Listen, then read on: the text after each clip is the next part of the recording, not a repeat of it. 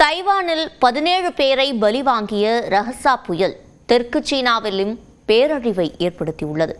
முன்னெச்சரிக்கை நடவடிக்கையாக 20 லட்சத்திற்கும் மேற்பட்டோர் பாதுகாப்பாக வெளியேற்றப்பட்டதால் பெரும் சேதம் தவிர்க்கப்பட்டுள்ளது.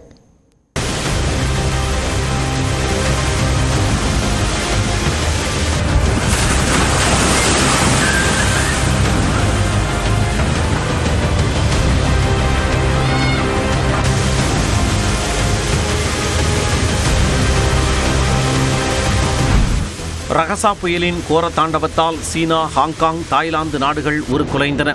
உலகத்திலேயே அதிக சூறாவளி புயல் பாதிப்பை எதிர்கொள்ளும் நாடுகளில் ஒன்றான பிலிப்பைன்ஸின் ககாயன் மாகாணம் அருகே உருவான ரஹசா புயல் பிலிப்பைன்ஸில் கனமழையை கொடுத்துவிட்டு சீனாவின் குவாங்டாங் மாகாணத்தை நோக்கி நகர்ந்தது.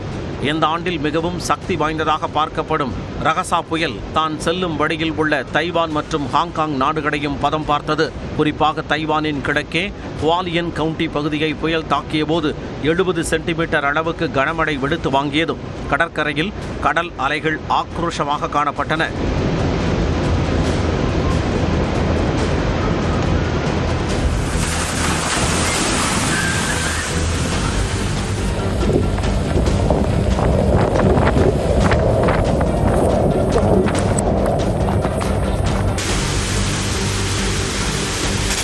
தொடர் கனமழையால் மலைப்பகுதியில் அமைந்த ராட்சத ஏரி ஒன்று உடைந்தது.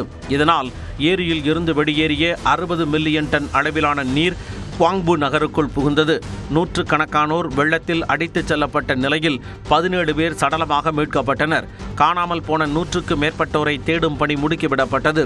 வெள்ள பாதிப்பால் பாலம் ஒன்றும் அடித்துச் செல்லப்பட்டதால் போக்குவரத்து முடங்கியது.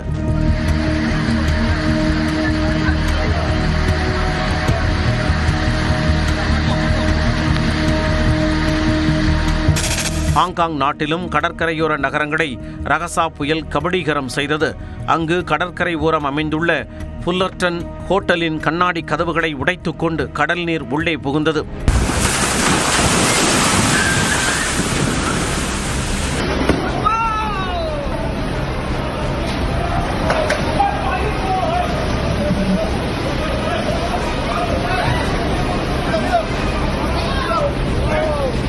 ஆபத்தை உணராமல் சிலர் கடற்கரை அருகே சென்று செல்ஃபி எடுத்தனர். அப்போது கடல் அலைகள் ஆக்ரோஷமாக எழுந்ததில் அவர்கள் தூக்கி வீசப்பட்டனர். உடனடியாக விரைந்து வந்த மீட்புக் குழுவினர் அவர்களை பாதுகாப்பாக மீட்டனர்.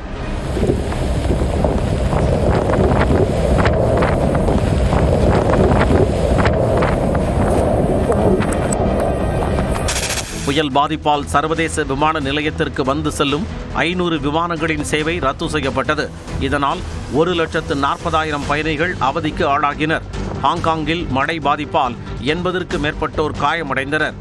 தைவான், ஹாங்காங் நாடுகளில் கோர முகத்தை காட்டிய ரஹசா புயல் கணிக்கப்பட்டதை விட முன்கூட்டியே சீனாவின் குவாங்டாங் நகரில் கரையை கடந்தது.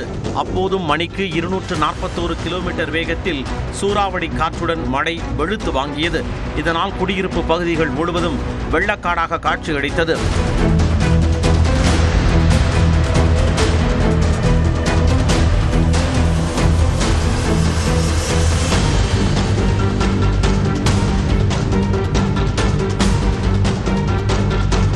குவாங்டாங் மாகாணத்தில் புயல் முன்னெச்சரிக்கை நடவடிக்கையாக 20 லட்சம் மக்கள் பாதுகாப்பான இடங்களுக்கு வெளியேற்றப்பட்டனர். சுமார் 700 விமான சேவைகள் ரத்து செய்யப்பட்டன.